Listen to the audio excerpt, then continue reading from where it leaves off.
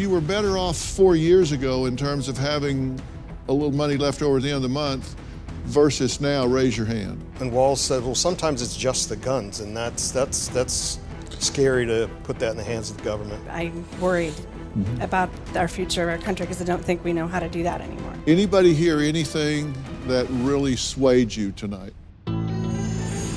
What did you want to hear tonight that you didn't hear? What is it that, if you're undecided, there's something that is in your head, something that you're waiting to get clarity on that you haven't yet? What did you want to hear that you didn't hear tonight? Stand up and say your first name. Hang on just a second. Can we get some mic up here, please? Excuse me, can we get a mic up here, please? Yes, thanks.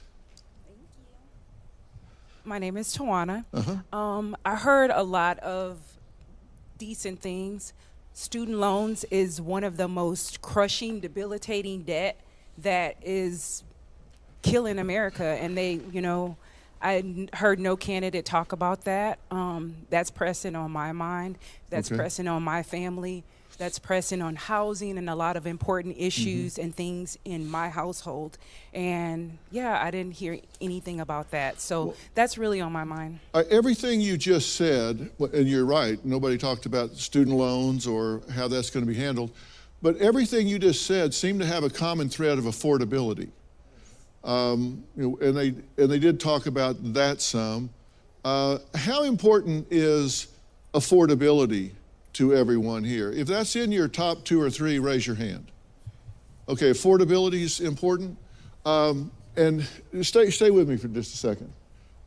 Did you hear anything about affordability that made you feel like one side or the other is more interested in meeting you where you are in dealing with your challenges than the other?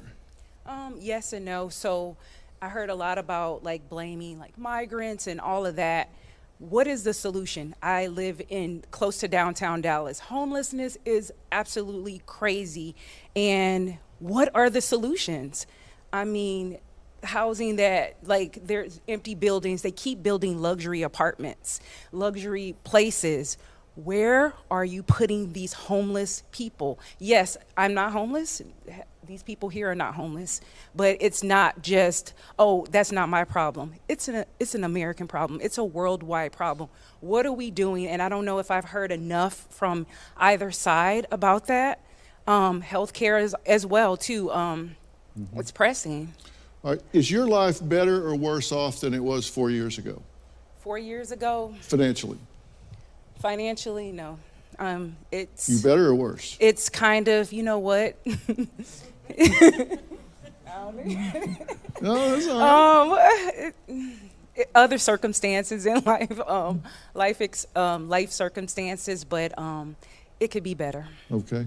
Let me ask the group, how many of you, and think back, because we're here in 24, so I know 2020 was a different time because we were and the COVID and all that sort of thing. But think about cost and how you were doing in terms of paying child care and getting your bills paid and buying gas and doing all the things that you did in 2020 versus where you are now in 2024. Just overall affordability life-wise, are you better off now or were you better off then? If you were better off 4 years ago in terms of having a little money left over at the end of the month versus now, raise your hand. Raise it real high so the camera can get it. Okay, looks at least about half of you. All right, if you're better off now than you were 4 years ago, raise your hand. Okay, so inflation helped some of you. Tell me, will you stand up and tell me your name? Yeah, you're getting ambushed. Yeah, that's okay. My name's Jennifer. Okay, Jennifer, thank you. Why are things better than they were 4 years ago? Well, I think it's just our circumstances. I don't know that it necessarily had anything to do. We're obviously paying more for eggs and bacon and those kinds of things, right? But I just think our circumstances are better than they were 4 years ago. So. Okay, and you think that has to do with you, not with the government? I think that has to do with us, yes. Okay, and I asked you that for a reason because I want to know what the rest of you think about what Jennifer's saying here. How much do you think it matters in terms of the way your life goes day to day, week to week, whether it's Trump or Harris as president? And I'm going to ask you this in an answerable way in a minute, but my point is, do you think how your life goes is more up to you and what you do and your circumstances and the job you may get or lose or whatever? Or do you think it's more determined by who's president and what the government is doing at the time? If you think it's more up to you and what you do, raise your hand. Raise it real high so the camera can get it. Okay, if you say, no, if the government cripples us, if they do things that make it hard, then it doesn't help us, raise your hand. Okay, raise it real high so the camera can see it. Okay. All right, most of you said it's self-determination. It's up to what you do. What'd you want to say? You're doing this. That means call on me so I can stand up and say something. Well, it's kind of up to me for my destiny or my kids' destiny, so forth. But I keep a log of my gas mileage and how much I pay for a tank of gas. If 4 years ago it was $2.49 for premium, and now I'm paying almost $5 for premium, that matters. That's how many gallons over a year am I paying more of. Mm-hmm. And when my 3 kids, my husband and I would go to dinner, and it would be $80 for us to go to a nicer restaurant, and now it's $80 for just my husband and I to go to a restaurant. That matters. Yeah. And that builds over time. We can be ambitious all we want, but that's still affecting our bottom line. Sure. Yeah, you can work harder, but if everything's going up, right, it doesn't matter. Okay. All right. Who else has a comment or a feeling about the affordability issues? Yes, ma'am. Raise your hand. Stand up. Say your first name. I'm also a Jennifer. So, right. I think government does play a role in a bigger way, but I think, and this isn't what we're voting on right now, primarily, but local and state government, I think, have hurt me more than the president. How so?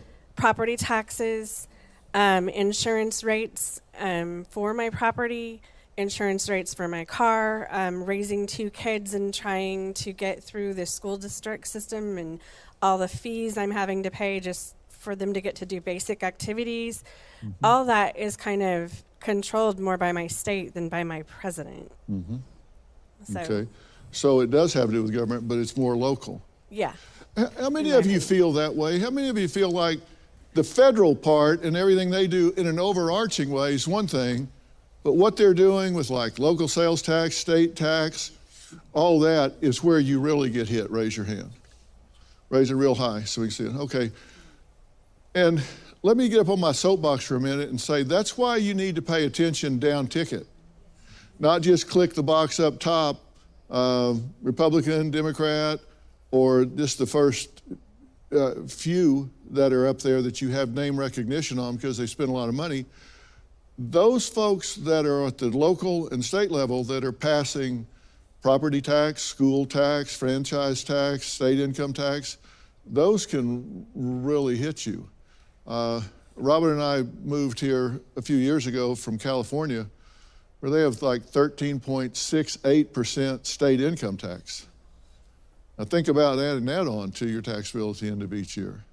But it used to be a beautiful state, so well, now not so much, because they are having trouble managing it, which is probably why you're seeing Kamala Harris instead of the current governor, Newsom. I think he was headed for that position until he ran California off into the ocean. Just my opinion, I'm just saying. Did you hear anything tonight that really disturbed you from either candidate? Something you heard from them where you said, no, I wouldn't have said that, or I wouldn't have been talking about it. Yes, sir, stand up, say your first name. I'm Dave. And the thing that concerned me the most was when they were talking about guns, and Walz just ended by saying, sometimes it's just the guns. That, I mean, my jaw hit the floor on that, because JD was trying to explain to us how mental health plays an issue, other things plays an issue. He wasn't pinpointing it, and Walz said, well, sometimes it's just the guns, and that's scary to put that in the hands of the government. Yeah, I thought about that when he said it, because make these New Year's resolutions, and remember one time I got some jogging shoes and I put them on the front porch and the damn things just wouldn't jog. And I thought, sometimes it's just the jogging shoes, it's up to them. Definitely immigration.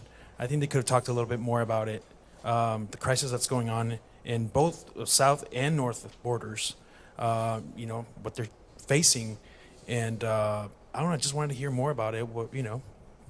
Yeah, and when we talk to people nationally, they say their number one concern and consideration is affordability, being able to take care of their family, and being secure in that.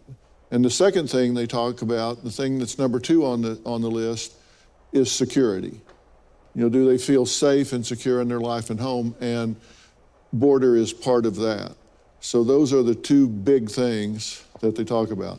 Way third down on the list, the third, fourth, and fifth things are a big step down from those two things. Is that true with you? What would be your third thing? I think it just depends on, what group of people you're talking to. I'm from Los Angeles. There's a big cultural mix of people. Mm-hmm. And it's a very important subject that we want to discuss. We want to know more, maybe not in other states, but, I can only talk for myself. Yeah. Yes. And so that's one of your two big ones. Absolutely. Yeah, sure. And it is, nationally as well. Okay, what else? Anything that didn't come up that you wish they would? Because listen, they'll be watching this. Yes, ma'am. Just hand her that mic if you would. I would have liked to hear some things about equality. I don't think we're talking enough about the problems that we have created in our country over race, LGBTQ issues, intersectionality, where those things kind of cross into each other. Because we've been so polarized, I think we're having a hard time coming together again, and I think we see that in Congress. I really want to see someone bring people together and solve problems, at least after the election's over. Right. And I'm worried about our future of our country, because I don't think we know how to do that anymore. Well, I will weigh in on something that I haven't weighed in on so far, and that is, I don't think we're nearly as polarized as the media would make us believe we are. Anytime I sit down to talk to or negotiate with someone or teach negotiation, one of the first things that I always do is say, let's focus on what we agree on first. We have time for our differences, but let's talk about what we agree on first. And I think the media, because it sells if you have conflict, it sells if you have people making sparks, it sells if you have people throwing out sound bites that are easily repeatable. It doesn't sell so much if you conduct yourself like these two candidates did tonight. I think they were civil to each other. They disagreed on some things, but they said, hey, I agree with this. I agree with that. And so I felt like it was good to see that, and I hope that's an example. And maybe we'll kind of take that as a cue, because I don't think we're near as divided as the media would like us to believe. We are out of time. I want to thank everyone joining us tonight, and a special thanks to Scott Rouse. Thank you for being here from Behavior Panel for his expert analysis, as well as GrabTV for their help with the national poll we showed during tonight's town hall. And to see that, you can just go to our website, drphil.com or meritstreetmedia.com. Also want to thank our partner, Easy Access. They're an incredible American-made company that has made and installed more than 250,000 ramps for veterans nationwide. We'll see you next time. Good night.